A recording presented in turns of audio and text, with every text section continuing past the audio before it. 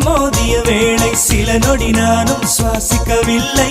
கடவுள் பார்த்த பக்தன் போலே கையும் காலும் ஓடவில்லை.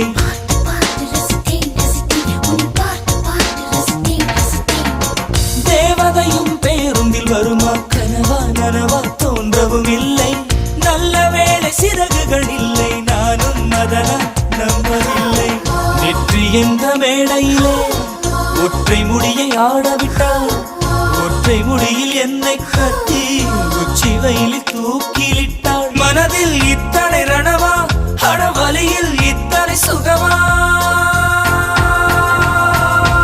அடடா அடடா அடடா அடடா.